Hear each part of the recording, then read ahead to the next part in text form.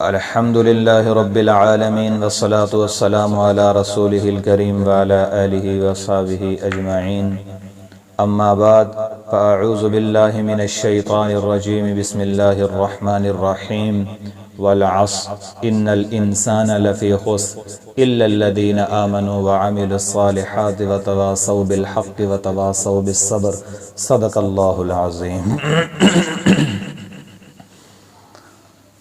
میرے محترم بھائیوں، دوستوں، بزرگوں،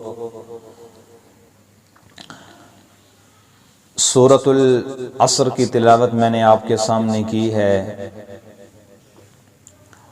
یہ سورت قرآن پاک کی چھوٹی سورتوں میں سے ایک سورت ہے۔ مکہ المکرمہ میں نازل ہوئی۔ اس سے پہلے 12 سورتیں نازل ہو چکی تھیں، 13ویں نمبر پہ یہ سورت نازل ہوئی۔ اللہ تعالیٰ اس کے اندر سارے انسانوں کے خسارے کے بارے میں بتا رہے ہیں کہ پوری دنیا کے سارے انسان خسارے میں ہیں، لیکن 4 قسم کے لوگ ایسے ہیں کہ جو خسارے میں نہیں ہیں۔ الا الذین آمنوا، ایمان والے، وعملوا الصالحات، اچھے اعمال کرنے والے، اور وتواصوا بالحق، ایک دوسرے کو حق کی وصیت کرنے والے، وتواصوا بالصبر، اور ایک دوسرے کو صبر کی وصیت کرنے والے۔ حافظ ابن کثیر رحمۃ اللہ علیہ نے اس کے بارے میں مختلف روایات ذکر کی ہیں۔ ان مختلف روایات میں سے ایک روایت یہ ہے کہ صحابہ کرام کی جب مسجد نبوی میں یا کسی اور جگہ مجلس ہوتی اور اس کے بعد جب وہ مجلس ختم ہوتی تو صحابہ ایک دوسرے کو یہ سورت سنایا کرتے تھے، اور یہ سورت سنانے کے بعد السلام علیکم ورحمۃ اللہ وبرکاتہ کہہ کر اپنی مجلس کو ختم کرتے۔ عصر کس کو کہتے ہیں، اس کے بارے میں مفسرین نے بہت تفسیریں کی ہیں۔ ان میں سے چند ایک تفسیریں یہ ہیں کہ عصر سے مراد زمانہ ہے، اور عربی میں دہر کو بھی زمانہ کہتے ہیں، چونکہ عصر بھی زمانہ، دہر بھی زمانہ۔ اب جو 2 لفظ الگ الگ ہیں، عصر اور دہر، اس میں فرق کیا ہے؟ عصر کہتے ہیں گزرے ہوئے زمانے کو، جو پیچھے گزر چکا ہو اس کو کہتے ہیں عصر، اور دہر کہتے ہیں کہ جو آئندہ آنے پر حاوی ہو، آئندہ آنے والا زمانہ ہو، اس کو کہتے ہیں دہر۔ تو اس سے معلوم ہوا کہ اللہ تعالیٰ یہاں زمانے کی قسم کھا رہے ہیں، تو اسے آئندہ آنے والا زمانہ نہیں ہے بلکہ پچھلا گزرا ہوا زمانہ ہے، اس کے بارے میں اللہ تعالیٰ قسم کھا رہے ہیں۔ اور انسانی ذہن کے مطابق جو زمانہ پیچھے گزر جاتا ہے اس میں ایسے تاریخی واقعات، مضامین انسان کے سامنے ہوتے ہیں، آئندہ حال میں جب اس کو بیان کرے گا، چونکہ پیچھے اس کے ساتھ وہ مضامین، تاریخی واقعات بیت چکے ہوتے ہیں، تو جب وہ آگے بیان کرے گا تو اس انسان کو کسی قسم کا شک اور تردد نہیں ہوگا۔ تو اس لیے عصر سے مراد گزرا ہوا زمانہ ہے۔ یہ پہلی تفسیر۔ دوسری تفسیر یہ ہے کہ عصر سے مراد عصر کا وقت ہے، اور عصر کی جب نماز کھڑی ہوتی ہے تو دن والے فرشتے چلے جاتے ہیں اور رات والے فرشتے آ جاتے ہیں، چونکہ فرشتوں کی ڈیوٹی تبدیل ہوتی ہے، تو اس لیے عصر سے مراد یہ ہے۔ ایک اور تفسیر یہ ہے کہ عصر سے مراد عصر کا وقت ہے، کہ میرے نبی نے فرمایا کہ من فاتته صلاۃ العصر فکأنما وطر اہلہ ومالہ، کہ جس نے عصر کی نماز کو فوت کر دیا، چھوڑ دیا، گویا کہ اس کا مال اور اس کے اہل سارے تباہ و برباد ہو گئے۔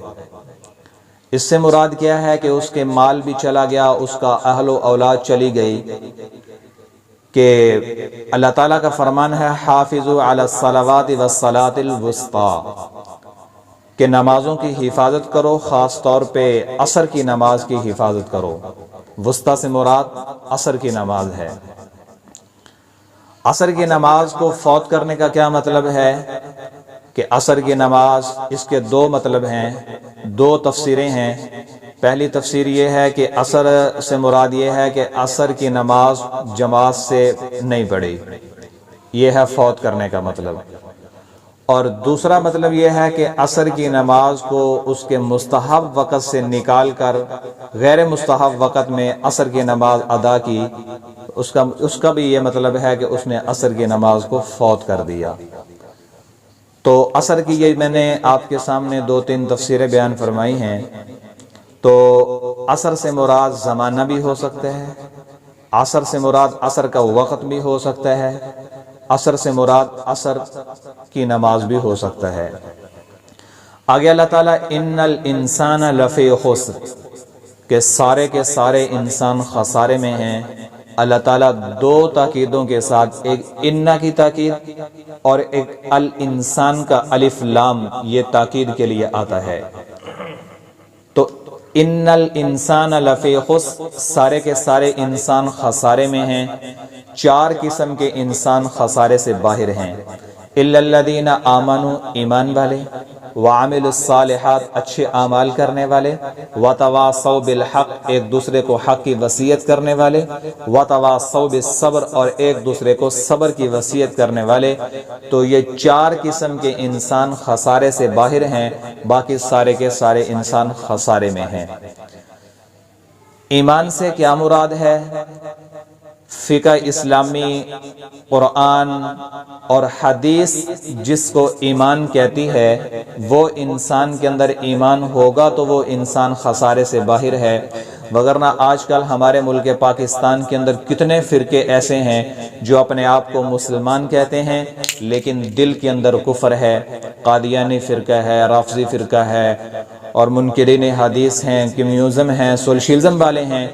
تو یہ جتنے بھی فرقے ہیں اپنے آپ کو نام کے مسلمان کہتے ہیں لیکن اندر سے مسلمان نہیں ہیں۔ ایسا ایمان اللہ کی بارگاہ میں قبول نہیں ہے۔ اچھے اعمال کرتے ہیں اور ایک دوسرے کو حق پر قائم رہنے کی وصیت کرتے ہیں اور ایک دوسرے کو صبر پر قائم رہنے کی وصیت کرتے ہیں، تو یہ چار قسم کے لوگ خسارے سے باہر ہیں، باقی سارے کے سارے انسان خسارے میں ہیں۔ تو میرے بھائیوں، ہم اپنے آپ کو دیکھیں کہ ہم ان چاروں کے اندر آتے ہیں یا نہیں آتے، ہمارے اندر ایمان کیسا ہے، پختہ ہے یا نہ پختہ ہے، اور ہمارے اعمال کیسے ہیں، اچھے اعمال کر رہے ہیں یا برے اعمال کر رہے ہیں۔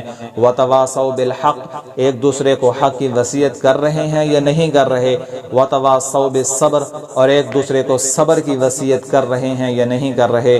ان چار چیزوں کا آپ خیال کریں تو آپ کے لیے کامیابی کا راستہ ہے، اور اگر آپ ان چار چیزوں پر عمل نہیں کریں گے تو آپ کے لیے اور ہمارے لیے ناکامی کا راستہ ہے۔ اللہ تعالیٰ عمل کرنے کی توفیق عطا فرمائے۔